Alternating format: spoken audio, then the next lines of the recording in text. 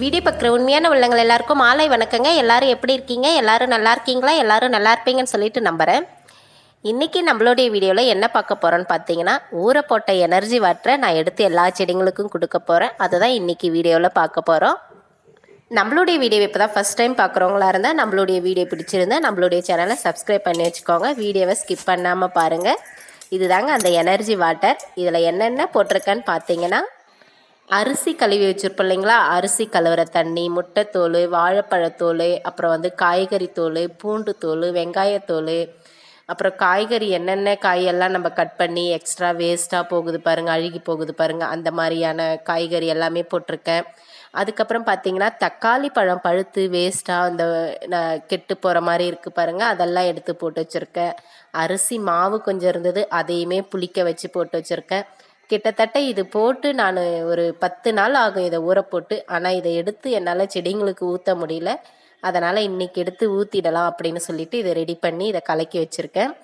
மெயினாக இது கூட இன்னும் ஒரு 2 போட்டிருக்கேங்க. அது என்னன்னு பார்த்தீங்கன்னா, நம்ம ஆரியுடைய விழுதும் அப்புறம் மாட்டு சாணமும் கொஞ்சம் போட்டு நல்லா ஊற போட்டு வச்சுருக்கேன்.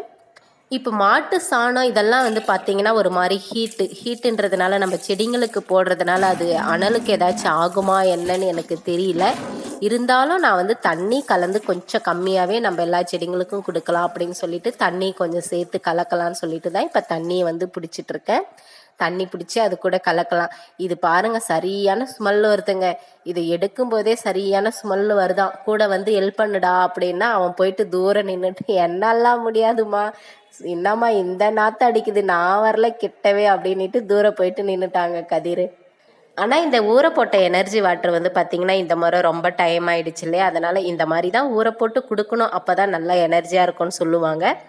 இது ரொம்ப நாள் ஒரு 10 நாளாக ஊறந்தால பார்த்தீங்கன்னா ஸ்மெல்லு ஒரு மாதிரி நிறைய தான் ஸ்மெல்லு வருது. இருந்தாலும் சரி, நம்ம செடிங்களுக்கு கொஞ்சம் கொஞ்சம் கொடுத்து ஆகணும்ல, எனர்ஜி வேணும்ல செடிங்களுக்கு. அதனால் சரி நான் எடுத்து கலக்கி கொடுத்துட்ருக்கேன். பாருங்கள், இந்த தொட்டியில் மட்டும் பார்த்தீங்கன்னா தக்காளி செடி எப்போவுமே நிறைய வந்துட்டே இருக்குது. நானும் அப்பப்போ எடுத்துகிட்டே இருக்கேன். தக்காளி செடி பெருசானது யாருக்காச்சும் பிடுங்கி கொடுத்துட்றேன். அது பார்த்தா திரும்பவும் வந்துட்டே இருக்குது. இந்த தொட்டியில் மட்டும் நம்ம இந்த எனர்ஜி வாட்டரில் தக்காளி பழம் போடுறோம் இல்லைங்களா, அதிலேருந்து வர விதையில் இந்த செடி வந்துடுது.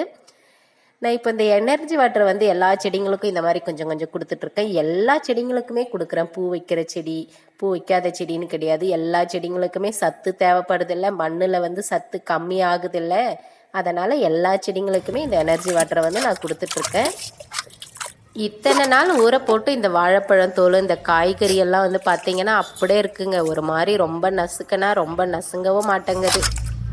சரி, இருந்தாலும் அது மண்ணுக்குள்ளே போச்சுன்னா மக்க சரியாக போயிடும்ல அப்படின்னு சொல்லிட்டு நான் ஊற்றிட்டுருக்கேன்.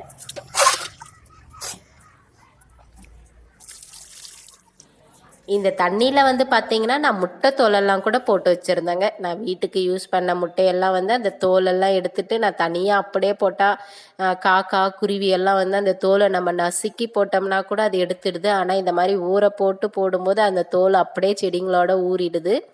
அதனால் முட்டைத்தோலை கூட நான் அதிலே போட்டு நல்லா ஊற போட்டு எல்லா செடிங்களுக்கும் போட்டு வச்சேன். நம்ம இந்த பதியம் போட்டு வச்சுருக்க செடியில் பாருங்களேன், கனு வந்திருக்கு. நீங்களே பாருங்களேன் எவ்வளோ அழகாக வந்திருக்குன்னு சொல்லிட்டு. கிட்டத்தட்ட இந்த செடியுமே நல்லா இலை வந்திருக்கு. அந்த செடியில் கனு வந்திருக்கு. இன்னொரு செடி இங்கேயுமே இலை வந்திருக்கு. ஆனால் இது வெயில் படுறதுனால ஒரு மாதிரி இலை வந்ததுக்கப்புறம் கூட கருகி போகிற மாதிரி ஆகுதுங்க. அதனால் நான் திரும்பவும் அன்னை கூட போட்டு மூடி வச்சுட்டேன் அப்படியே. அடுத்த டைம் நம்ம பதியம் போடும்போது பார்த்திங்கன்னா நிழல்லே வச்சு போட்டு பார்க்கலாம் எப்படி வருதுன்னு சொல்லிட்டு. இப்போ என்னுடைய வீடியோ பிடிச்சிருந்தால் லைக் பண்ணுங்கள், ஷேர் பண்ணுங்கள், கமெண்ட் பண்ணுங்கள், சப்ஸ்கிரைப் பண்ணி வச்சுக்கோங்க.